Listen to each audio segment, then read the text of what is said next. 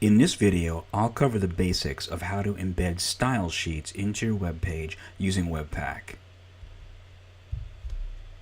If you'd like to follow along with the code examples, please clone this GitHub repo and you can run the code examples on your local machine.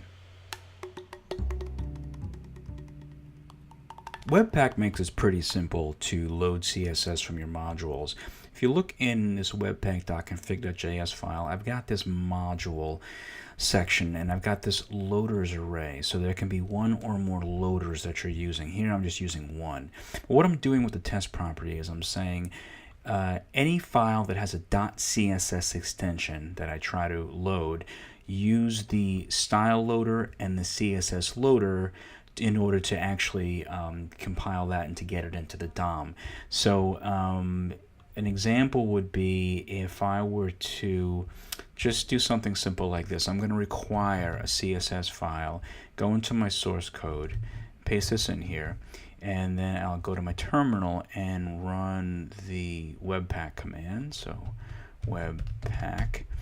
And then now when I look in the browser, I'm going to need to actually drag index.html over to the browser.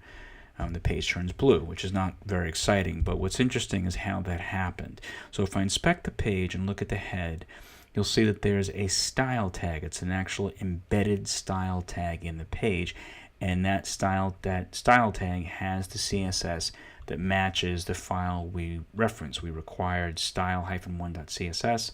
Style-1.css is background color AEC6FC, AEC6FC. So if I were to require two CSS files, so I'll do this, and I'll require two files, and then go back and rerun Webpack.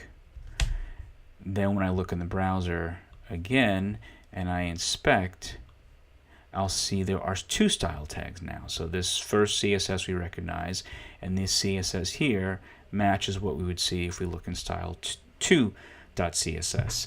So the Webpack style loader and CSS loader create embedded style tags and shove them in the page.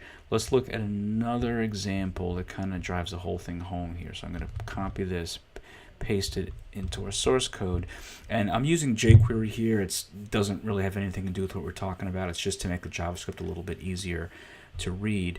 But I'm requiring style2.css, style3.css, and then just appending an h1 tag in the page. So if I were to run Webpack again, and then I'll take a look in the terminal, look in the web page, we see the message we appended, but completely different styling, and that's because once again we're requiring these two CSS files here and here, and that matches these two CSS files here. So the main thing to keep in mind is that the loading CSS from your Webpack modules is very, very simple. It's just using this module object and using this loaders array, and you can have one or more loaders. In this case, I'm just have one configured, and I'm saying any file that's required that has a .css extension, let's use these two loaders, and it loads it into the page via embedded style tags, which makes it very easy because I might turn around later and say, hey, I only want to require this one, and then I save that and we run Webpack, and now the page looks quite different. But I can make those kinds of decisions from a source code or from a JavaScript perspective, loading the appropriate CSS that I feel that I need from my code without worrying about having to go into index.html and make a whole bunch of link elements, and that would just really get tedious. I can just make the changes in my source code in my JavaScript, require the CSS as modules, and Webpack takes care of the rest for us. So it's pretty easy to load CSS from Webpack. The main thing is just getting your webpack.config.js file set up properly with your loaders, and away you go. The code examples in this video were very, very simple, and we just kind of covered the basics, but hopefully this video was helpful to you and got you up and running with embedding style sheets in Webpack.